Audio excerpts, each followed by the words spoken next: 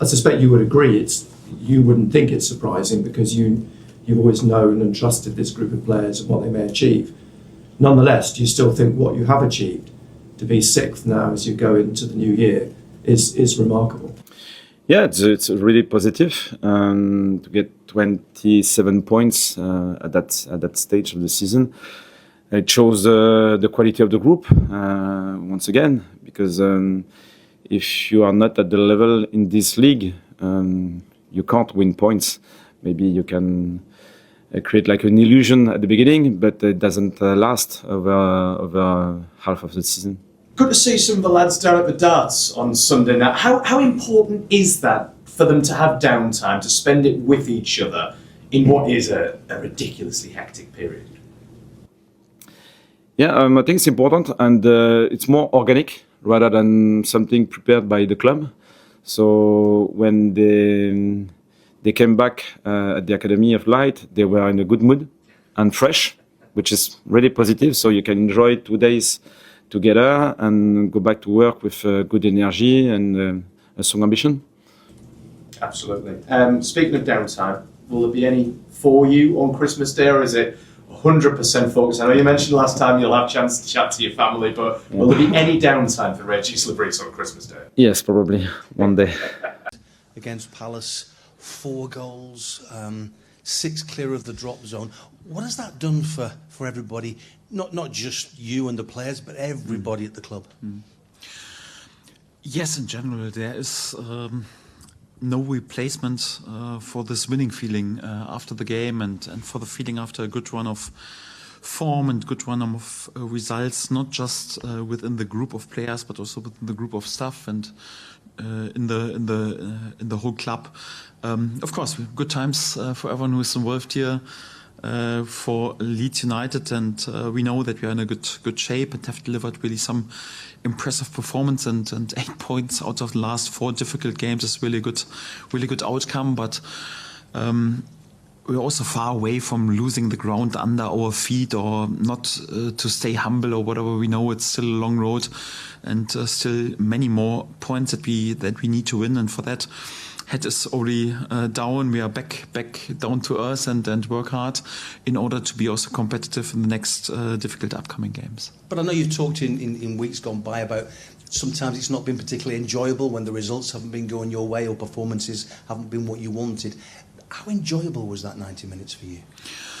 In general, it's always enjoyable to work with this group of players, because the spirit has never changed. Not during the last seasons, also especially not during this season, because we are so tight together and we have such a great unity and so much belief and so many good characters. So it's always enjoyable to work with them, even when the results don't go that much in your way. But of course, we're all human beings, and everyone prefers also to have a fair reward of the hard work and also of some good results. And of course, it's a great period at the moment. But on this level, the momentum can change pretty quickly, and for that we have to make sure that we also use this momentum as long as possible and want to ride this momentum a bit longer and want to keep going exactly in this way.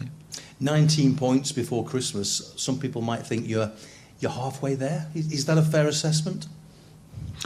Overall, you would say 1 point average per game. So in the end, 38 points will be enough to stay in this league. I know in the last seasons it was even way less necessary in order to stay in this league, but. Also the last seasons I was involved, we needed record points to win the league. We needed record points to be there with automatic promotion.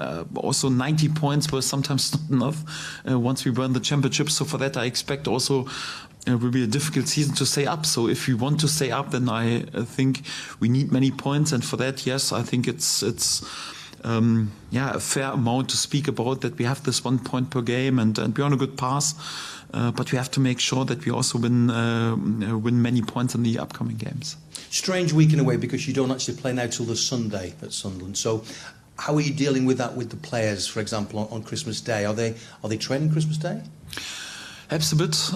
So this time around with Christmas, because I never had, I think, at least not as long as I can remember, a Christmas day off here. At least not when I was working here in England.